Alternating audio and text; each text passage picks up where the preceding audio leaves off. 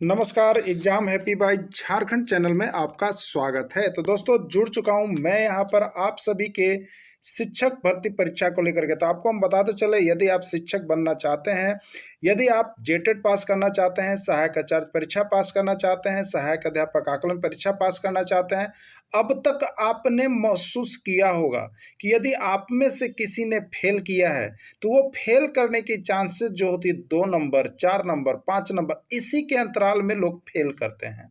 तो यहाँ पर फेल करने का रीजन होता है सीधे सीधे बाजार जाना और वहां से प्रैक्टिस सेट लेकर के आना और सीधे 1 महीना के अंदर परीक्षा पास कर जाना। तो ये सारे रोगों से आपको मुक्ति दिलाना पड़ेगा। ये जो है बहुत बड़ी बीमारी है आपकी, जो कि आप ये करते हैं और यहाँ पर पढ़ते नहीं हैं। तो आपको अगर ये 2 नंबर, 4 नंबर, 10 नंबर से यदि आप फेल कर रहे हैं, किसी में रिजल्ट नहीं हो रहा है, तो आप यहाँ पर हमारे चैनल के साथ जुड़िए, जिसमें आपको यहाँ पर एनसीईआरटी टेक्स्ट बुक पर आधारित सारे प्रश्नों की, सारे सब्जेक्ट की तैयारी करवाई जा रही है।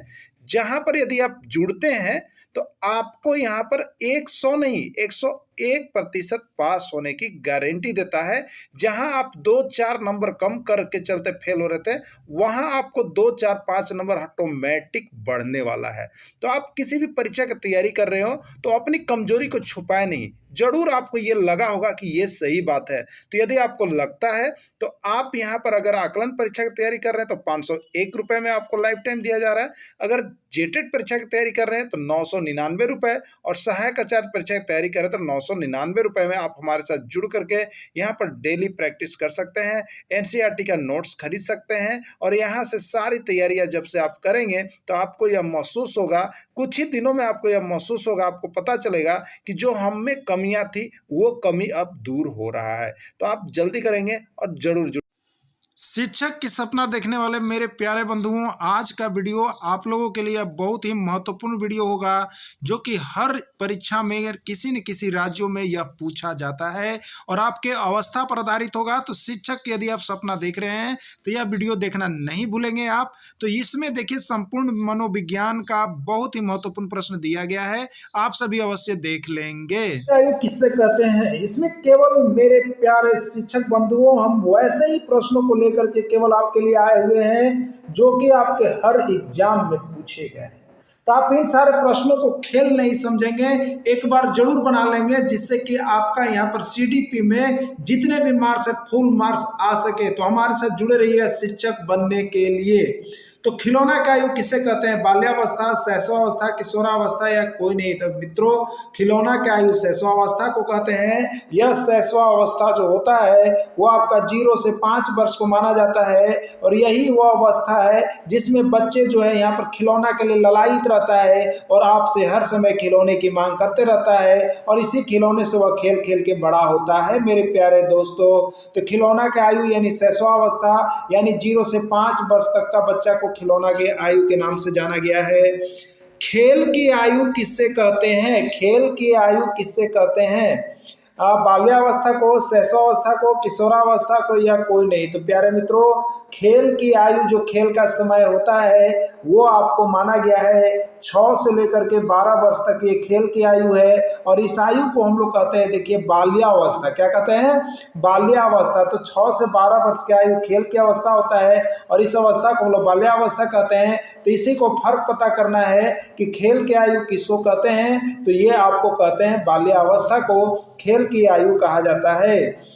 समूह बनाने की प्रवृत्ति पाई जाती है। क्या बात है, क्या बात है। समूह बनाने की प्रवृत्ति पाई जाती है शैशवावस्था में, किशोरावस्था में, बाल्यावस्था में या कोई नहीं? तो मेरे प्यारे मित्रों जो समूह बनाने की भी प्रवृत्ति पाई जाती है वो आपको बाल्यावस्था में ही जो है यहाँ पर बच्चे करके ज्यादा करके एक दूसरे से समूह बनाते हैं, यानी बाल्यावस्था जो समय होता है वो समूह बनाने की अवस्था को कहा गया है। तो बाल्यावस्था में समूह बच्चे ज्यादा बनाते हैं, गिरोह बनाते हैं, अपना टोली बनाते हैं। दूसरों पर निर्भरता किस अवधारणा का गुण है? किस अवस्था? दूसरों पर निर्भरता किस अवस्था का गुण है? बहुत ही अच्छा क्वेश्चन है और बार बार आपके एग्जाम में पूछा जाता है कि दूसरों पर निर्भरता किस अवस्था में होता है। तो आपको बता दें शैशव अवस्था ऐसी अवस्था है जिसमें बच्चा एकदम पूर्ण रूप से दूसरे पर निर्भर करता है, यानी अगर उसको दूध मांगना है तो वह रोता है तो दूध मांगता है, अगर पैर हाथ फेंकता है या किसी खिलौना की ओर संकेत करता है तो उसको खिलौना मिलता है। इस तरह से यह बच्चा उस समय जो होता है शैशव अवस्था पूर्ण रूप से यहाँ पर दूसरों पर निर्भरता होता है, तो ये शैशव अवस्था का गुण है। ठीक है, चलिए अगला देखते हैं। शैशव अवस्था की अवधि होती है, शैशव अवस्था की अवधि कितनी होती है? 6 से 12, जन्म से 5, 12 से 18 या कोई नहीं। ठीक है, तो देखिए शैशव अवस्था जो अवधि होती है वो जन्म से लेकर के 5 वर्ष तक की अवधि को हम लोग शैशव अवस्था मानते हैं। बच्चा जो होता है गर्भ से ही यहाँ पर पलने लगता है और गर्भ से ही कुछ सीखने लगता है, इसलिए यहाँ पर शैशव अवस्था जो है जन्म से माना जाता है, यानी तो 0 से 5 वर्ष। यही 0 जो होता है बच्चों वो जन्म से पहले का काल होता है या जन्म से ही होता है। ठीक है, तो जन्म से 5 वर्ष तक के समय को शैशव अवस्था के नाम से हम लोग जानेंगे। ठीक है, दूध के दांतों की संख्या कितनी है? आपको बताना है कि दूध के दांतों की संख्या कितनी होती है, 18, 20, 25 या कोई नहीं।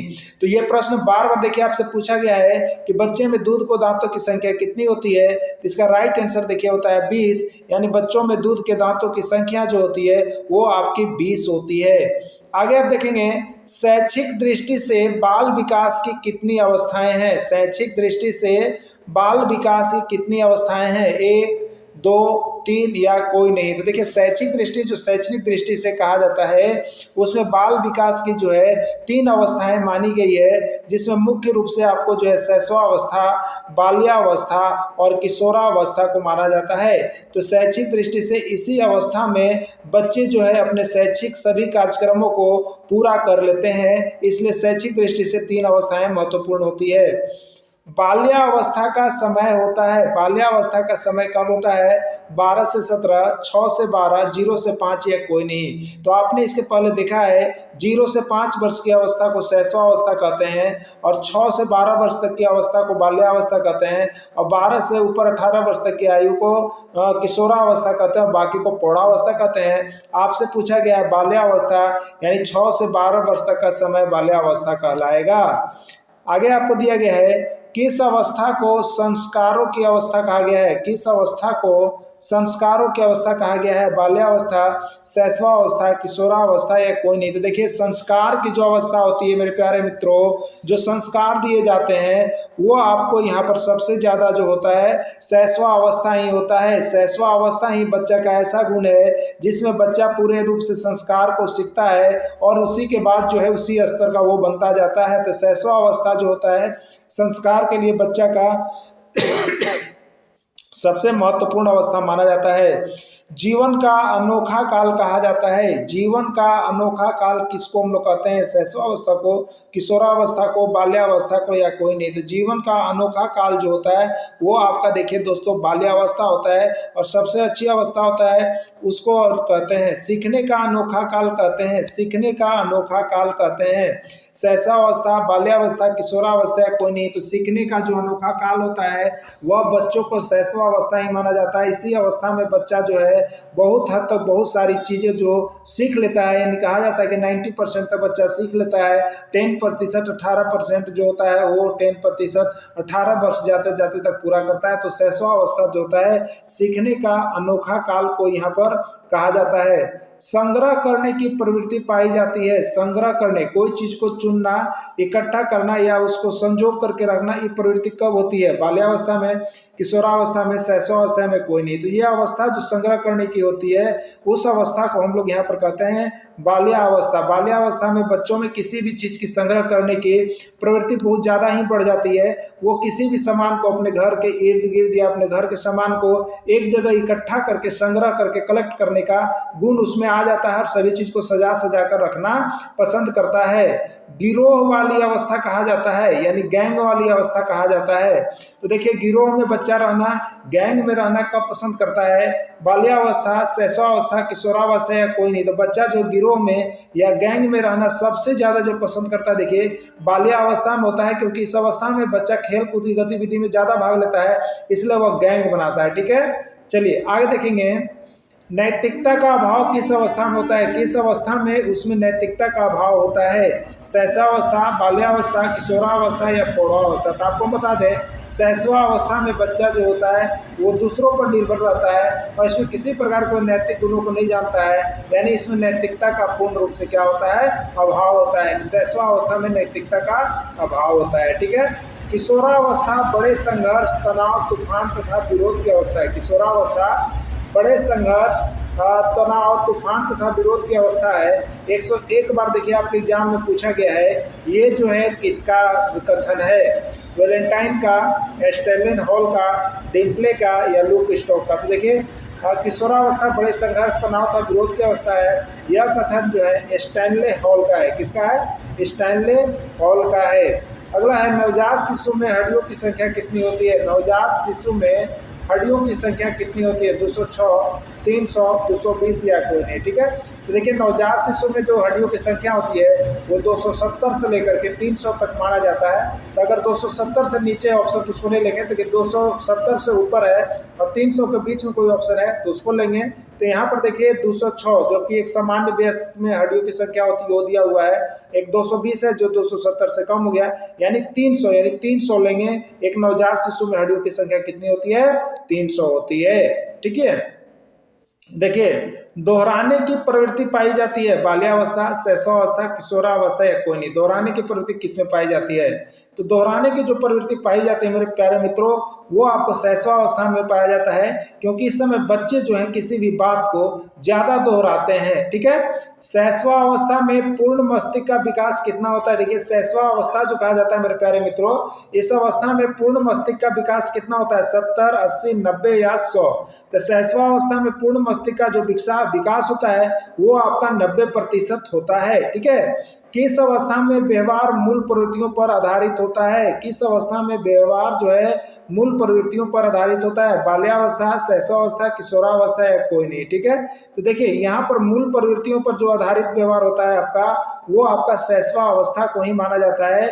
इस अवस्था में व्यवहार जो है मूल प्रवृत्तियों पर आधारित होता है बच्चों का, जैसा वो देखता है वैसा आपको सीखता है। तो इस तरह से सीडीपी के महत्वपूर्ण प्रश्न को लेकर के हम आए हुए थे। आपने देखा होगा ये सारे प्रश्न जो है आपके यहाँ पर आए हुए हैं। आप सभी इस प्रश्नों को बना करके एक बार जरूर देख लीजिएगा कि कितने प्रश्न आपके बनते हैं। अब फिर मिलेंगे आपसे इसी तरह का अगले नेक्स्ट वीडियो में। तब तक के लिए इतना ही। जय हिंद, जय भारत।